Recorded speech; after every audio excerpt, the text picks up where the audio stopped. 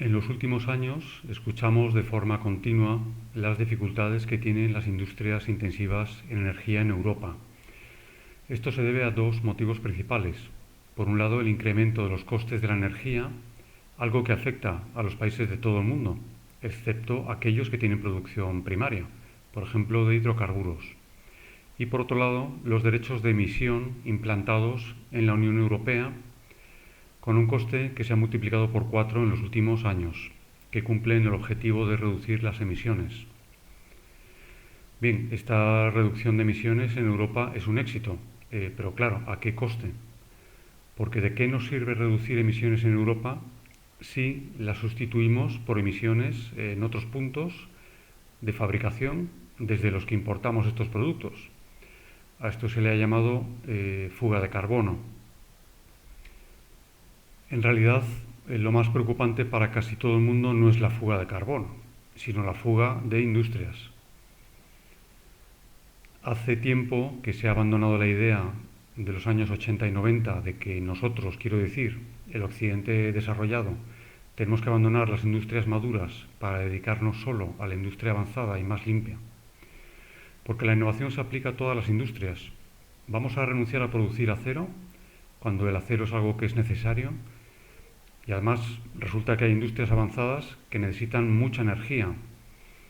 Así que la Unión Europea ha aprobado en 2022 un mecanismo para que los productos importados en Europa cuenten con un certificado de bajas emisiones, un certificado que deberán comprar. Estos certificados tendrán un precio relacionado con el precio de los derechos de emisión de CO2 y podrá ser deducido si se demuestra que ya se ha pagado un precio de emisión en origen.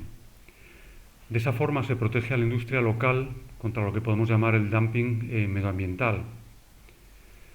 Este mecanismo de ajuste en frontera por carbono se aplicará desde el año 2026 a 5 productos: siderurgia, cemento, aluminio, fertilizantes y electricidad.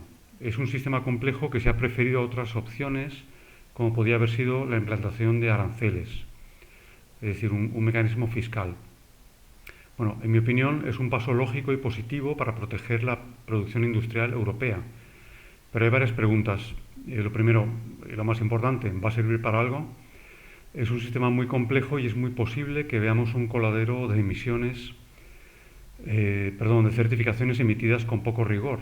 También que existan ajustes para favorecer a países menos desarrollados que dejen el mecanismo inhábil. Además, hay países como China que están invirtiendo mucho en energías renovables y a lo mejor resulta que todo lo que viene de ese país está fabricado, curiosamente, sin emisiones. Y no olvidemos que a veces nuestros propios dirigentes nos generan alguna que otra duda en su gestión y protección de los europeos. En segundo lugar, puede generar una batalla comercial. Y sin duda, llamadlo como queráis, pero esto es una medida proteccionista de nuestra industria o del medio ambiente. Hay quien llama a este mecanismo arancel al carbono. Así que hay un riesgo de conflicto comercial claro.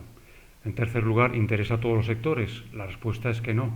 Por ejemplo, el sector azulejero, cerámico, español, que es muy intensivo en energía, ha dicho que no quiere que se implante este ajuste en su sector, que implica reducir los derechos de emisión gratuitos, lo que les haría perder competitividad en sus exportaciones.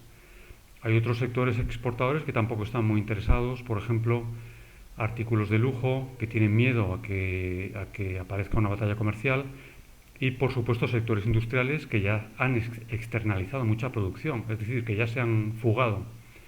En cuarto lugar, ¿qué implicación tiene para una empresa exportadora hacia la Unión Europea? Pues hay que ponerse las pilas y empezar a trabajar en la gestión de la huella de carbono para lograr una certificación defendible.